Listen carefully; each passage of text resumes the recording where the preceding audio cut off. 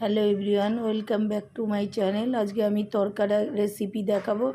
তরকা রান্না করেছি, এই যে তরকা সেদ্ধ করে রেখেছি, তারপর পেঁয়াজ লঙ্কা কুচিয়ে রেখেছি, তারপর বাটিতে আদা রসুন লঙ্কা বাটা লঙ্কা গুঁড়ো সব মিশিয়ে নিয়েছি। এবার কড়াইতে তেল দিয়ে পেঁয়াজ টমেটোটা ভালো করে ভেজে নিচ্ছি, নিয়ে মশলা পেস্টটা দিয়ে দিলাম। মশলা গুলিয়ে রেখেছিলাম যেটা, লঙ্কা গুঁড়ো জিরে হলুদ কাশ্মীরি লঙ্কা গুঁড়ো আদা রসুন সব মিশিয়ে এই যে মশলাটা ভালো করে কষিয়ে নিচ্ছি। কষিয়ে নেওয়ার পরে ভালো করে কষে এসে এবার দিয়ে দিলাম টমেটো সস, তারপরে দিয়ে দেব গ্রিন চিলি সস। এই যে গ্রিন চিলি সস দিয়ে দিচ্ছি,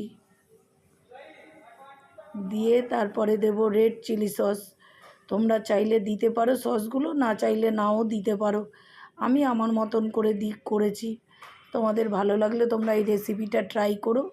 আমার রান্নাটা যদি ভালো লাগে, আর ডিম ভুজিয়া করে রেখেছি, ডিমটা দেব তরকার সাথে। ওটা দেখানো হয়নি, ভুজিয়া করাটা, ভুজিয়া করে রেখেছি, পরে দেখাবো। এই যে ডিম ভুজিয়া করে রেখেছি। এবার মশলাটা ভালো করে কষিয়ে নিচ্ছি।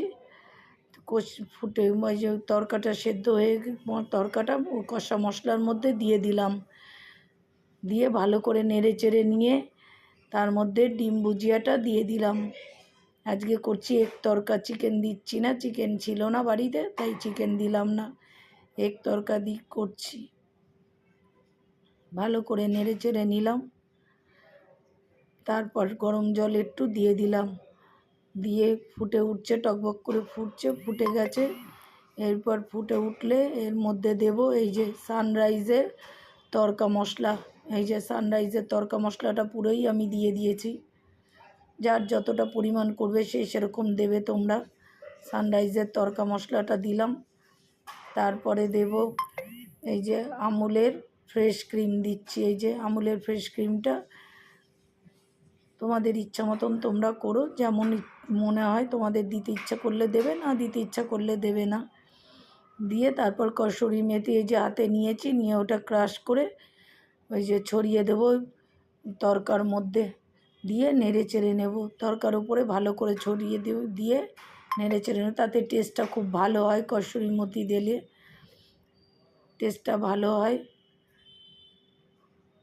একটু লাইক সাবস্ক্রাইব করে দিও বন্ধুরা।